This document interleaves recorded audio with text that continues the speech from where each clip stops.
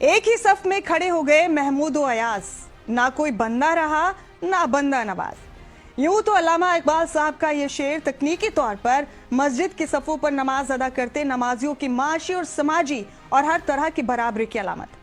लेकिन आज इन अल्फाज की जरूरत है मुझे ट्रंप और इजराइल का शुक्रिया अदा करने के लिए। दरअसल आज हम बात करेंगे ट्रंप और इजराइल के उस एहसान की जो उन्होंने पूरी दुनिया की मुस्लिम कौम पर किया है और जिसका कर्ज पूरे आलम का मुसलमान मरते दम तक नहीं उतार सकता। आप यकीनन हैरत में पड़ गए होंगे कि मजहब इस्लाम के सबसे बड़े दुश्मनों ने आखिर कौन सा एहसान मुस्लिम कौम पर कर दिया है। जी हाँ, यहूदियों ने मुस्लिम कौम पर वो एहसान कर दिया जिससे होने वाले फायदे का अंदाजा लगाना मुमकिन नहीं। उम्मत मुस्लिमा की सबसे बड़े दुश्मन अगर कोई है तो वो है मुसलमानों का आपस में शिया, सुन्नी, बरेलवी, देवबंदी, सूफी, बोहरा, सलाफी जैसे फिरकों में तकसीम होना। ये एक ऐसी खाई है जिससे पूरी मुस्लिम कौम अपने आप हाशिए पर चली गई। इस खाई को और गहरी करने के लिए दुनिया की बातिल ताकतों ने, दुनिया के जालिम हुक्मरानों ने साजिशन कोई कसर बाकी नहीं छोड़ी,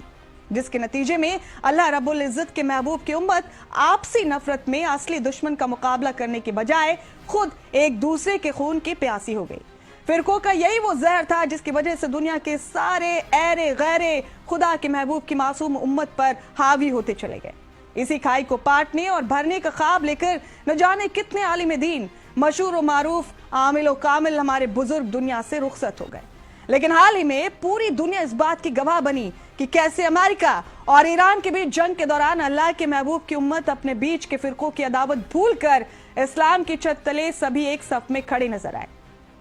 सारे मुस्लिम ममालिक और दुनिया के किसी भी खित्ते में बसने वाली मुस्लिम बिरादरी, चाहे वो शिया हो, सुन्नी हो, देवबंदी हो, हनफी हो, बरेलवी हो, बोहरा हो, सलाफी हो, सबने एक ही सुर में एक ही अंदाज में आयतुल्लाह खामनेई के हक में आवाज बुलंद की, क्योंकि वो हक पर थे।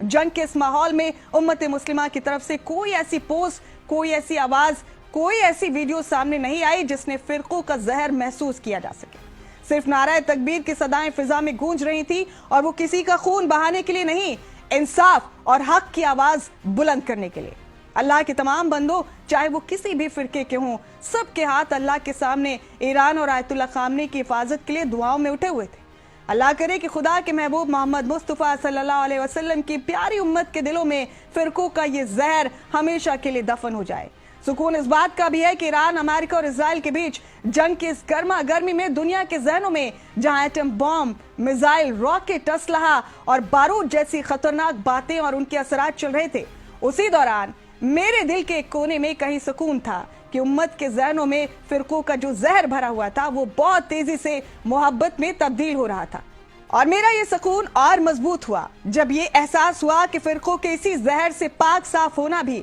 उस तमाम सफर का एक अहम हिस्सा रहा, जिस सफर की मंजिल ये नतीजा है कि एटमी पावर के नशे में मगरूर ट्रंप के अमेरिका जैसे खोखले दादाओं को आज हर उस जगह को छोड़कर दुम दबाकर भागना पड़ रहा है जहां जहां वो सदियों से कब्जा जमाए बैठा था, चाहे वो सीरिया हो या इराक या फिर कोई और मकाम। जय हिंद, जय भारत।